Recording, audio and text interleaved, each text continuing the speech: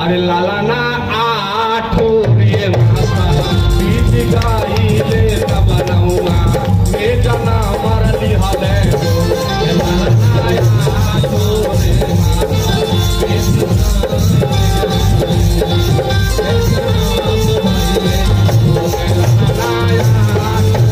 मासा बीत गाइले तब नौमा बेटा ना मरली हले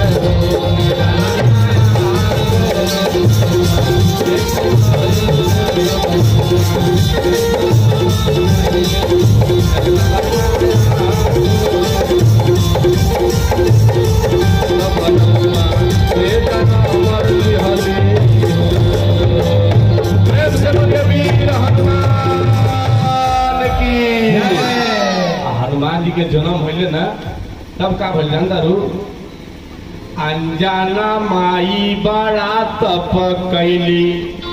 अरे तप करी के सब देव मनैली, सभी देवता को मनाई। अरे देवी देव के कृपा भइले त अरे हनुमत जैसन एक पुत जमौली। हनुमान जी के जन्म भइल, दूध पियाई के गोदी खिलाई के, दूध पिलाई गोदी खिलाई। अरे ऋषि मुनि आश्रम भेजाई के, ऋषि मुनि के आश्रम भेजी। अरे सूर्य के शिष्य यहाँ के बनौली, सूर्य के शिष्य हुए हनुमान। आगे आगे सूर्य भगवान चले, पीछे पीछे ये चले, साथ में चाल में। हनुमान जी सूर्य से पढ़े हैं, कहे कि सूर्य के शिष्य बन गए। लेकिन अंजना माई जिंदगी भर एक चीज खातिर रोवत रही, जाना तरीका है? बूढ़ा गईले हनुमान पर पतो है न आईली। आजकल के माई लड़का काहे देखलन हो, लड़का जन्मली, लड़का जन्मी तो पुतो हो जाए, हमार कपड़ा में हींग नंगे तेल लगाए। इसीलिए ना अंजना माई बड़ी दुखी है, हनुमान जी शादी नहीं किए, राम जी के सेवा में लगे रह गए। अब इधर सुनो, जब खिरिया लेकर उड़ गया ना तो सुमित्रा मैसूर करने लगी, एगो चील आया खिरिया ले गए, खिरिया मेरा ले गया, मेरा खीर को ले गया। तो सुनो क्या हुआ, तुरंत से कौशल्या मैया दौड़ी और कैकेयी मैया आई। दोनों ने आकर कहा कि ए बहन रोवो नहीं, मत रो। और सुनो, आजकल के आदमी हुए लड़ जाइए सर, लेगल है वो कर सैतिनिया के, हम काहे की सोचिए। लेकिन सुनो, उस समय सौत में कितना प्रेम था। खीर गया है सुमित्रा मैया का, दौड़ी है कौन? कैकेयी मैया, दौड़ी है कौन? कौशल्या मैया। और खिरिया को दे करके करिए, ए बहन ले, तुम मेरे में से भी ले, ये कह रही है तुम मेरे में से भी ले, तुम्हारा भी हो गया तू भी खा। आजकल के करिए हो है? कभी ना। एगो डॉक्टर साहब के फोन आ गया 11 बजे रहती है, ये डॉक्टर साहब तनी देखी ना हमार बेटवा के बड़ा पेट दर्द करत बा, रउआ जल्दी आई ना। और डॉक्टर साहब के मेहरारू कान पर लगे हम मोबाइल, अब कनवा लगा सुने थे कौन बोला था। पता चला औरत के आवाज है, केवाड़ी बेड़ा सब बंद कर दिए, जाना नहीं है।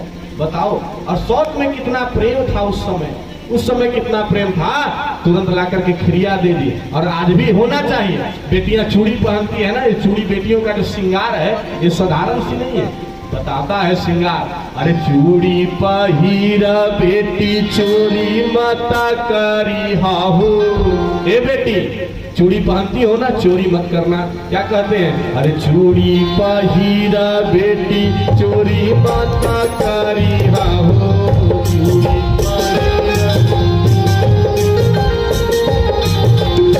सत्य ईमान पर धाना, सिया राम से बनी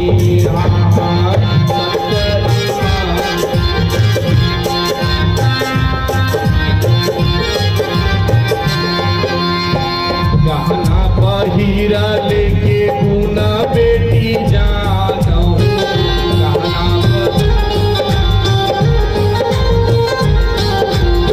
सत्य ईमान पर धारा, सिया राम से बनी सत्य ईमान पर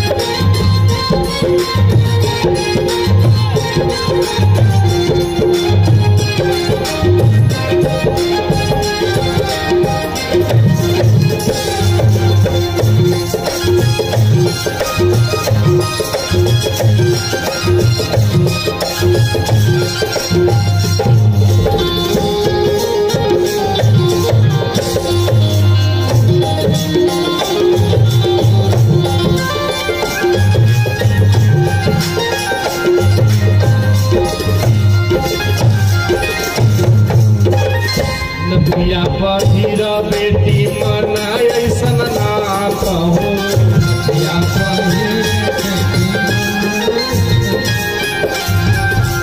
या पहिरा बेटी मन ऐसन ना कहो।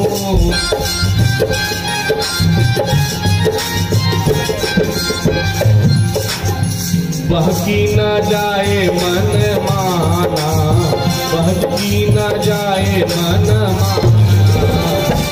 सिया राम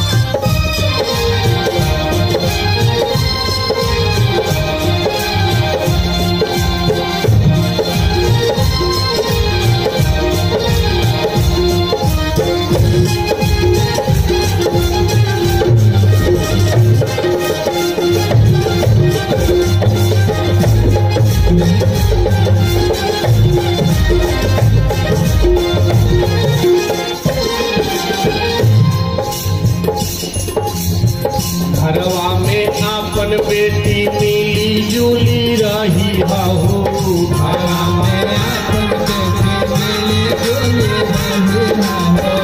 घरवा में आपन बेटी मिली जुली रही हो।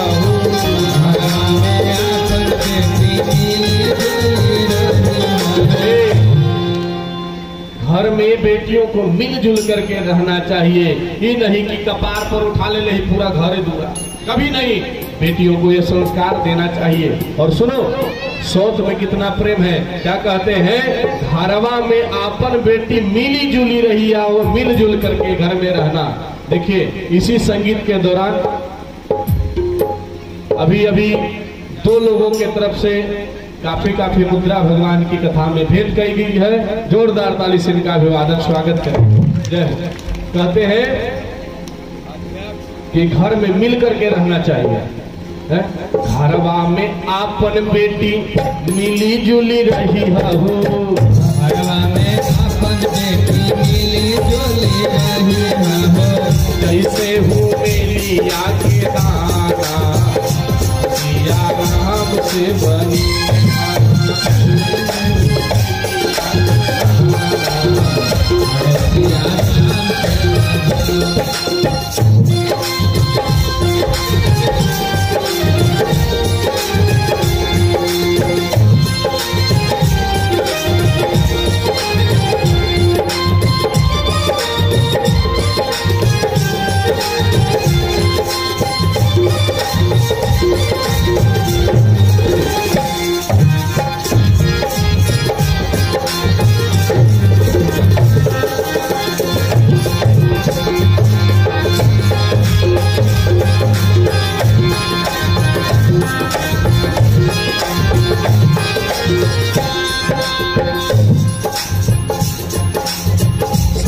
ससुर के तू चरण दबैहा गुइया,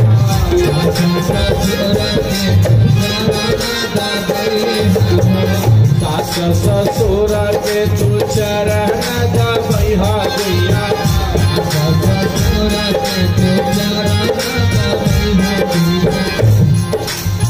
बाजे बगुन पर धाना, बाजे बगुन पर धाना सिया राम।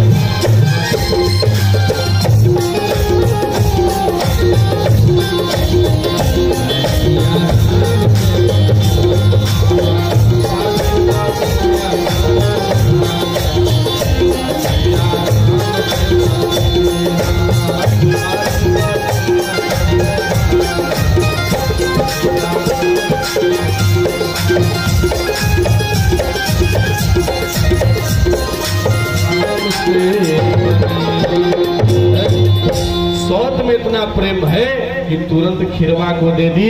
ए बहन तुम भी खा लो, तुम भी खा लो। वही खीर को उसने एक बार में नहीं बल्कि कि कई मैया के हाथों से एक बार और कौशल्या माँ के हाथों से एक बार, तो खीरवा के बार ग्रहण की, दो बार तो गर्भ में कितना लड़का भाई, दो गो। और सुनो, यही विधि गर्भ बनारी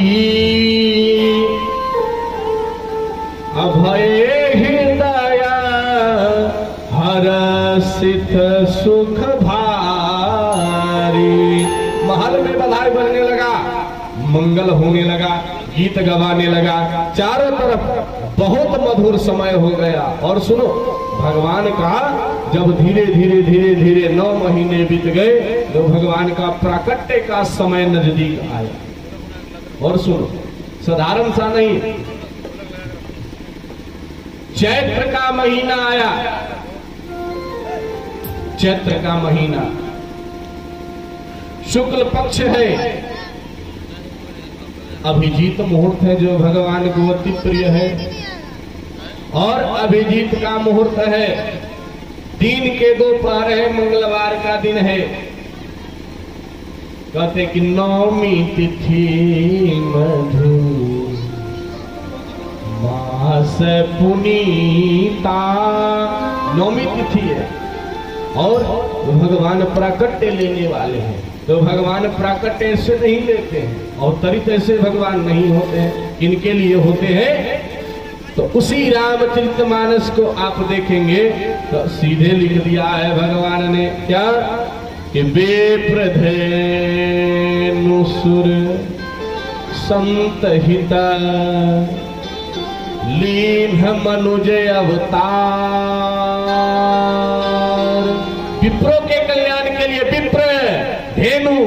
धेनु का अर्थ होता है गाय, तो विप्रधेनु सुर का मतलब होता है देवता। देखिए बड़े भैया अगर इसकी तरफ से भगवान की कथा में 100 रुपए की भेंट जोरदार ताली से इनका भारत स्वागत। विप्रधेनु सुर संत हित लीढ़ मनुज अवतार, मनुष्य रूप धारण कर रहे हैं भगवान।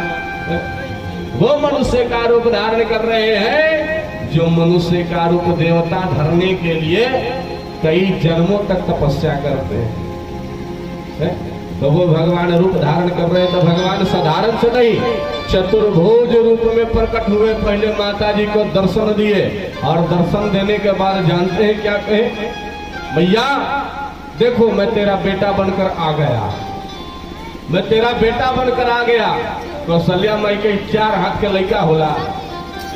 भगवान विष्णु चतुर्भुज रूप में जैसे ही प्रकट लिए, कहीं 4 हाथ के लड़का ना होला, छोटा हो जाओ छोटा,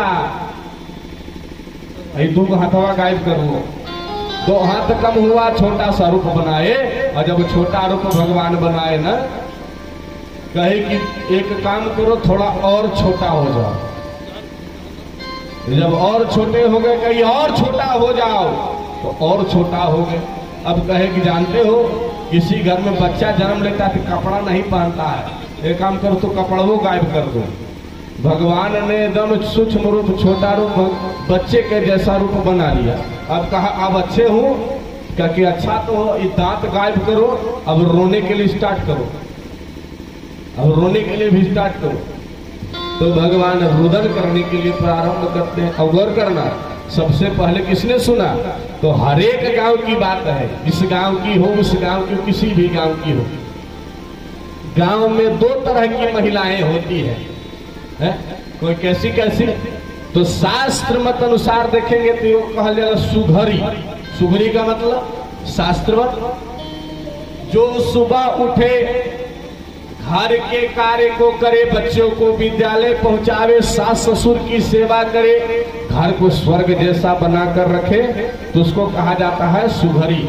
अगर कहा जाता है फुहरी, इसका शाब्दिक अर्थ जानते हैं, जिसको उठने का समय है न भोजन करने का समय है, 11-12 बजे उठी है, उठला के बाद घर के दरवाजे पर देहरी पर बैठ करके जेसीबी लगी है चलावे, तो 1.5 घंटा ले जेसीबी चलिए।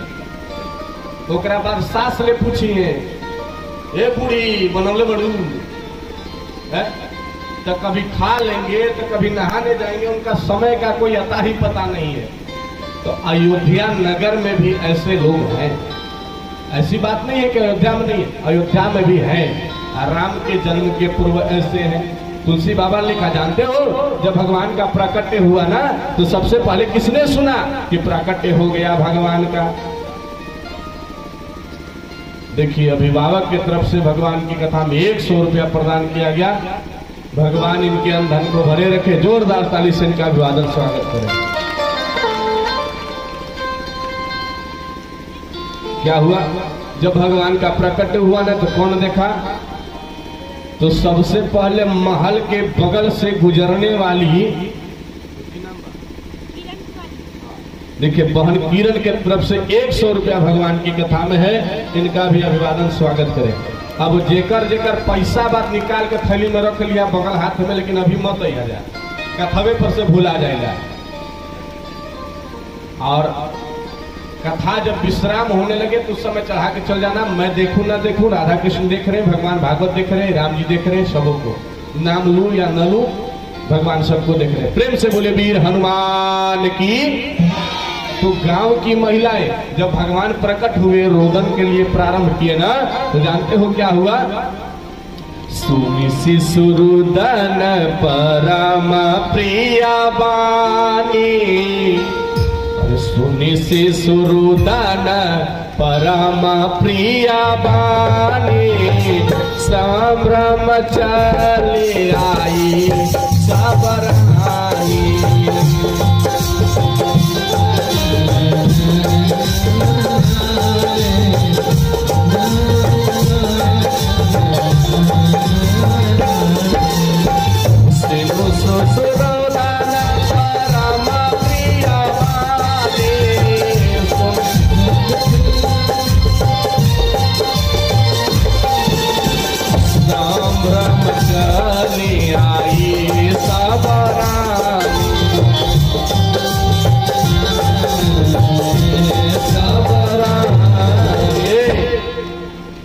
भगवान के जन्म कितना बजे हुआ है? दोपहर में हुआ है कि नहीं?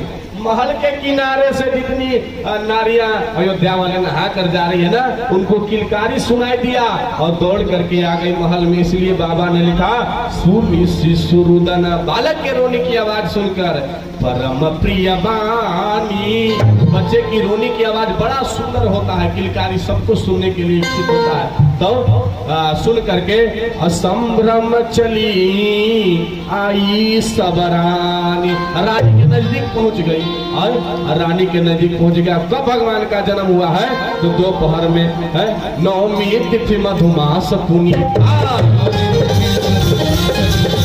शुक्ल पक्ष अभिजित हरि प्रीता, नवमी तिथि मधुमास पुनीता, शुक्ल पक्ष अभिजित हरि प्रीता, नवमी तिथि मधुमास पुनीता,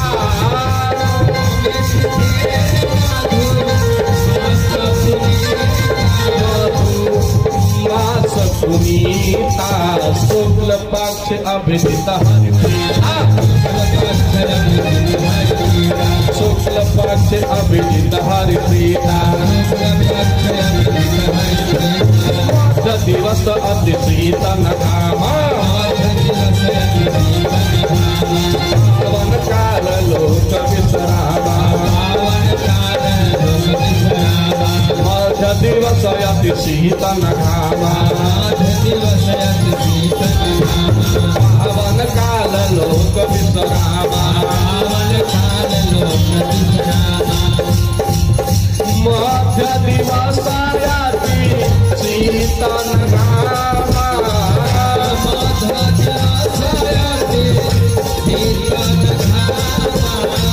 शीतल पावन काल लोक विश्रामा, पावन काल लोक विश्रामा, पावन काल लोक विश्रामा। जय हो।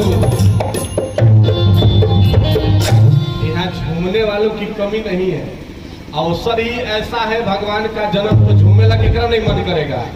जितने झूमने वाले हैं वो सचमुच आगे आ जाए।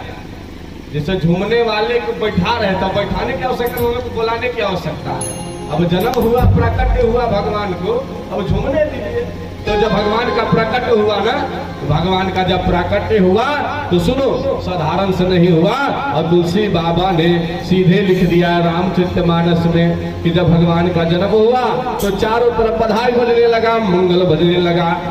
नौमी तिथि है, मधुमास है महीना, शुक्ल पक्ष है, अभिजीत मुहूर्त है, मंगलवार का दिन है। दोपहर में भगवान ने प्रकट लिए और जैसे ही प्रकट लिए चारों तरफ बधाई बजने लगा, चारों तरफ मंगल गीत होने लगा, सभी देवता फूल बरसाने लगे।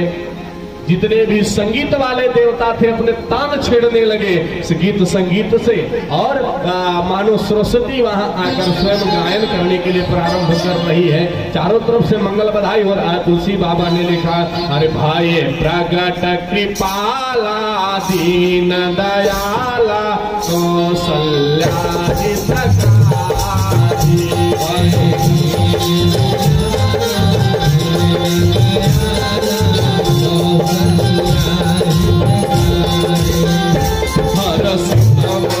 हरे मुनि मनहारे अद्भुत रूप विचारे,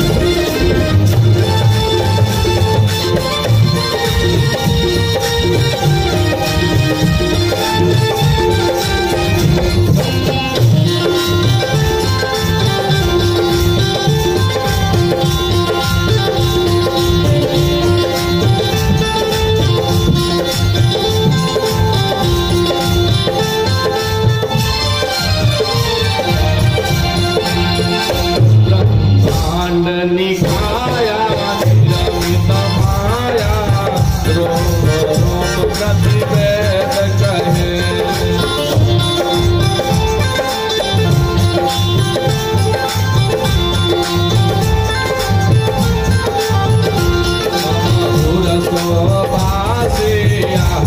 उपहासे सुनत फिर मति फिर न रहे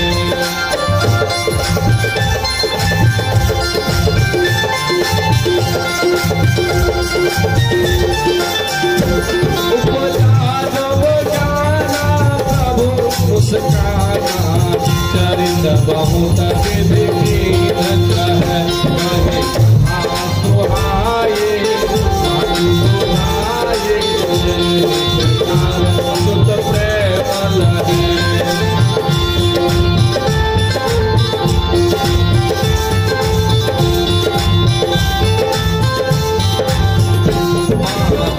भूमि भूमि सोमती डोली सजहु सतयह रूपा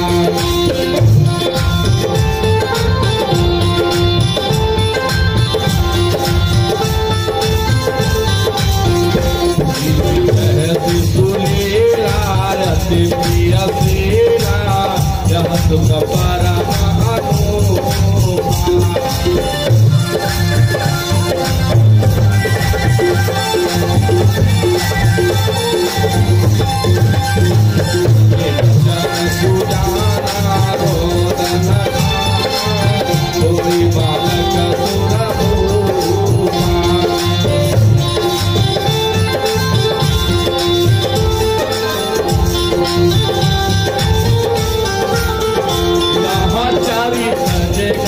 वही हरि पद पावही तेरा पराही भवतु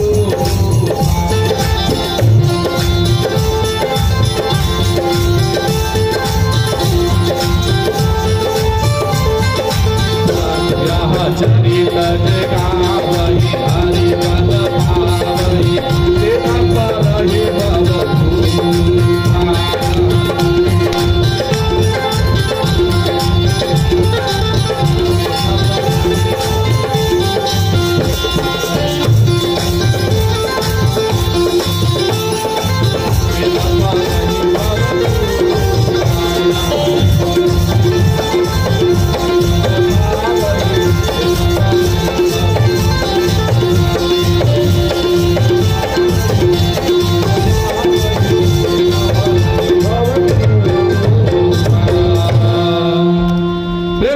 रामचंद्र भगवान की।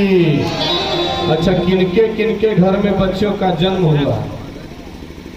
इस पूजा कमेटी के अध्यक्ष महोदय श्री राजन कुमार सिंह जी के तरफ से 100 रुपये भगवान की कथा में प्रदान की गई है। इनका जोरदार ताली से अभिवादन स्वागत है।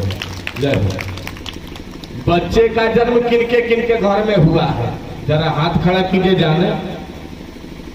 अच्छा, कितने लोग चाहते हैं कि मेरे घर में भगवान का जन्म हो? हाँ, अब बाद बाकी का चाहूं, शैतान के जन्म? अरे हाथ खोलो, हाथ उठाओ ऊपर प्रेम से, बोल गौरी शंकर भगवान की। कितने लोग चाहते हैं कि हमारे घर में भगवान का जन्म हो? तो दोनों हाथ उठा करके, और जितने भी लोग इधर उधर हैं भैया, सभी लोग, और जितने लोग खड़े होने में असमर्थ हैं उन लोग बैठे बैठे, और जितने लोग खड़े हो सकते हैं सब लोग खड़े हो जाओ। जय हो। भगवान का उत्सव मनेगा ऐसे थोड़े, ना ना ना ना, उनको जाने नहीं दीजिए। अरे उनके कभी खलत बा, ले लाइए, इनके कभी खलत रहे, आइए आप ही का इंतजाम है। हाँ, क्या कहे? खूब बढ़िया मिल करके ताली बजा के झूम के भगवान का जन्म है कैसे? अरे धनी धनी चैत महीनवा, धनी धनी चैत महीनवा कि सुभरे समैया हो।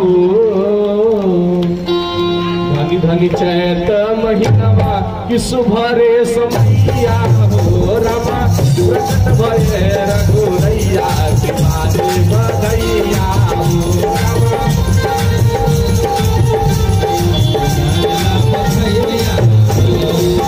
धनी धनी चैत महीनवा कि सुभरे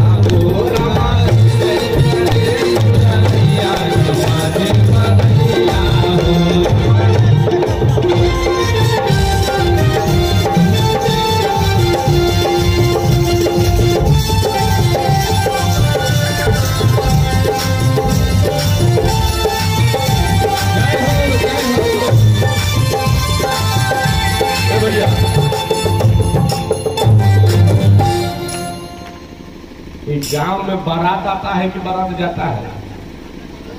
दोनों होता है ना। अच्छा, गांव में लड़का के जन्म होला कि सब राहुल अग्रवाल वो सदर हॉस्पिटल में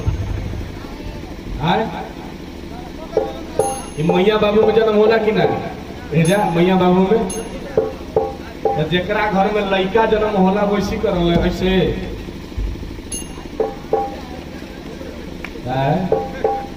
जेकरा घर में भगवान के जन्म हो जाए वैसे आनंद लगता है? नहीं आनंद आ रहा है? कितने लोगों को जरा हाथ खड़ा करके बताइए। जय हो, दोनों हाथ से ताली बजा के झूम के नाच के जय हो।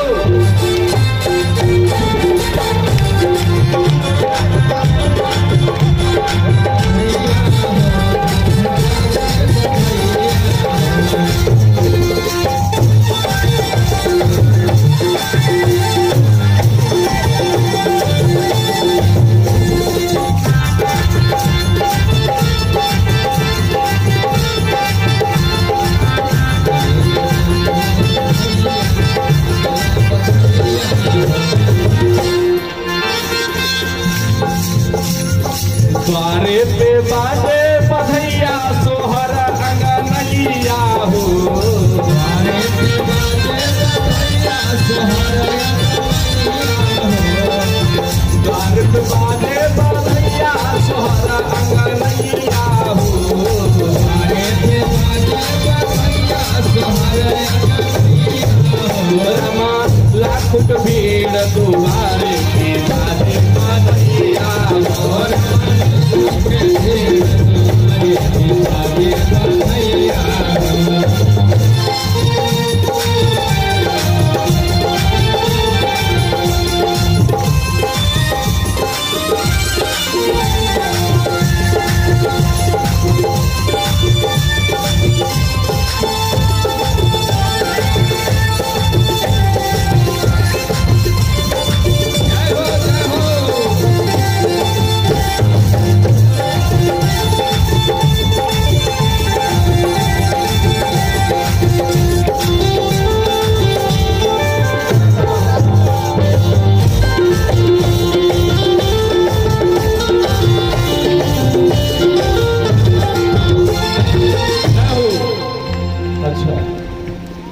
देहिया हथवा के कहिया तक बचा के रखे के बाद कब पता कब बुलावा आ जाए अब इतना सुंदर शरीर चला जाए और 4 आदमी उठा के 5 के ठठरी पर ले जाके उसको खा के आ जाए पूरी खा ले, इसका कोई गारंटी नहीं है। तो भगवान के उत्सव में झूमना चाहिए या नहीं? भैया इधर नहीं देखना चाहते हैं। जवन बाबा के ठेहुना में दर्द बाबू तो बेचारे लंगड़ाते हम, और पीछे वाले जितने भी युवा हैं ये बारात में कुल घोरानी तोड़ दिए। हाँ, अब एजा तनी लाज लागत बा। अरे लजाना किस काम के? भगवान की भक्ति में हो। और जे ना झूमी है, जे ना नची है, वो का ठेहुना के दर्द बढ़ जा। हाँ, जितने पीछे भाई लोग हैं, युवा लोग, तनी आगे आइए। आप लोगों की कमी खल रही है, आगे आ जाइए, आगे आ जाइए। जवन आनंदी उठावत रन उके उठैले भाभी मारा लेका। हाँ, और कमेटी के सदस्य देखिए, कहने का मतलब है कि ये वाला उठ के नहीं बच सकता है, ना हम उठ के गा सकते हैं, नहीं तो हम इन लोग से उठवा के बजवाते हैं।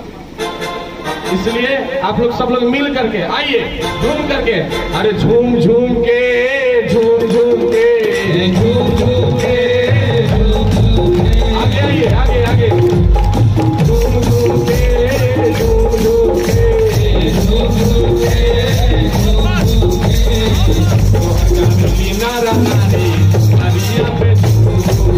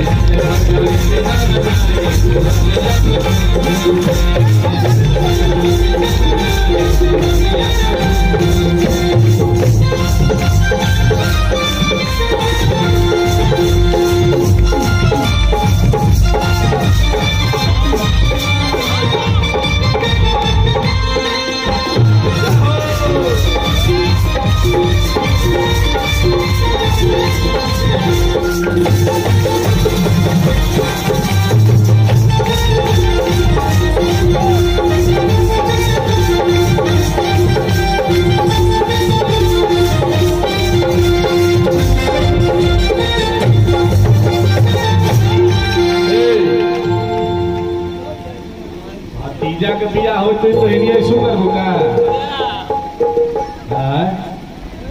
भतीजा के बियाह में नहिरा में जा कैसे करबू? कुल पूरी पर आफत हो जाए, कहिए कि जाए न दो तोरा काम नहीं खेल जाए। और भाई लोग तो ऐसे हाथ बांधे हैं, ऐसे हाथ जौन आनंद उठावत कोई उठावत बा ना, सभी लोग झूम के भैया। अरे भगवान का भजन है, भगवान का कीर्तन है, सबको मौका नहीं मिलता। 1000 जन्मों का पुण्य उदय होता है तो शायद व्यक्ति को मौका मिले, और इस मौके को हाथ से जाने नहीं दो। शराब पी करके तो सब नाचते हैं, नशा के धुन में सब नाच लेते हैं, लेकिन जब भक्ति का नशा चढ़े और उसमें व्यक्ति नाच ले झूम ले तो ये बड़ी बात है। उल्फत का आलतू फालतू का जाम पी करके नाच ले तो 3 घंटा के बाद पता लगे वो जाम उतर गया, लेकिन जब भक्ति का जाम चढ़े और इसमें झूम ले तो ये जिंदगी भर कभी उतरता नहीं है। इसलिए कैसे दूसर का चीज ये भगवान के जन्म भइल बाती कुर्सी होकर बा, एकरा कहल जाला सोहर, और सोहर बिना मोहर के ना होला। हाँ, तो उधारी पधारी में ना रखे के चाहिए। जेकरा मोहर चढ़ावे को होके वो भगवान के कथा में आकर के अपने जीवन को लाभान्वित करे, और भगवान के कथा में लुटावल जाला। अध्यक्ष महोदय, सचिव महोदय, कोषाध्यक्ष महोदय कहाँ है सब दादा? कहिया लुटाएंगे? अरे बाबा लुटावे ले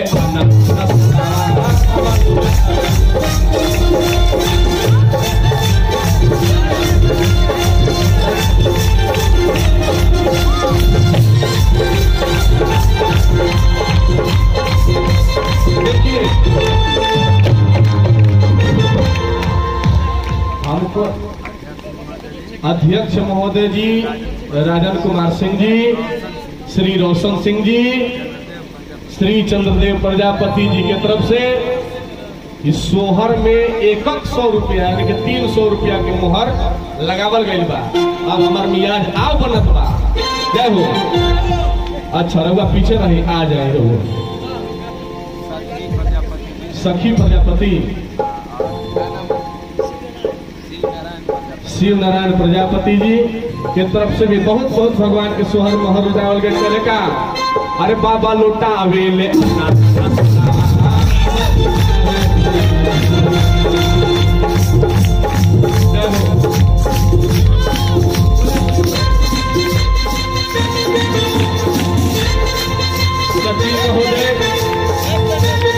प्रमोद प्रजापति जी के तरफ से भी भगवान के कथा में 100 रुपया प्रदान किया गया। अरे सचिव महोदय लुटावे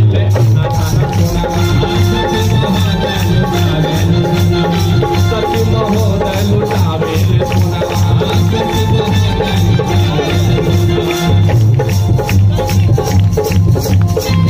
रानी लुटावे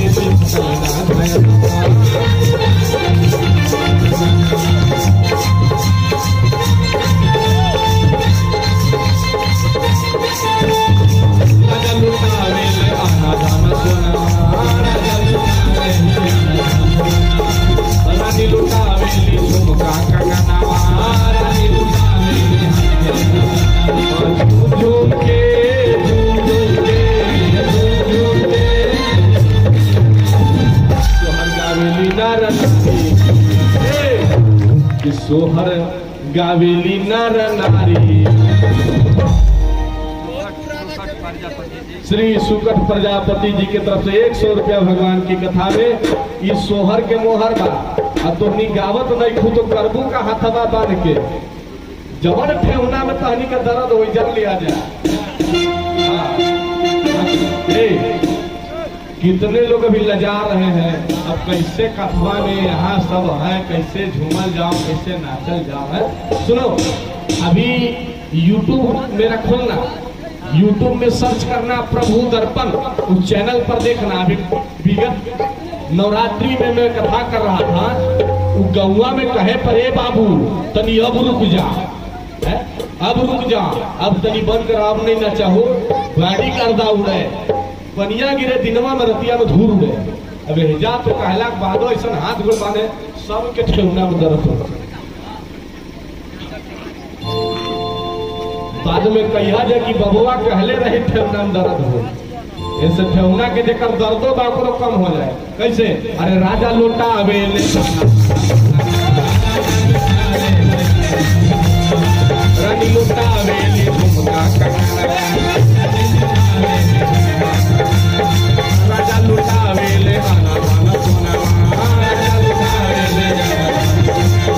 रानी लोटा अवेले झुमका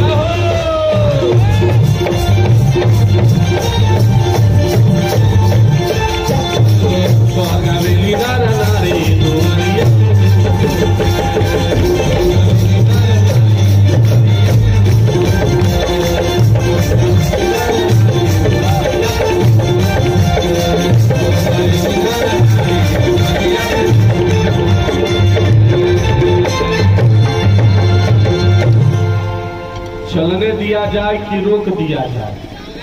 हैं? चलने दिया जाए तो मेरा हौसला बुलंद कौन करेगा? इधर एकदम मंच पर चढ़के है। आगे आइए महाराज, आगे आइए। हाँ चलने दिया जाए ना। हाँ आप कहें तो चलने दिया जाए, बाकी कौनों कहे सुनबे नहीं करेंगे। है कैसे?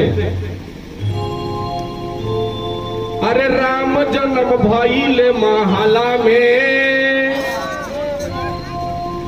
गीत गाना बाजेला अवधा में। राम जन्म भइले महला में गीत गाना बाजेला अवधा में। राम राम सब केहू बोलाना, राम राम सब केहू बोलाना।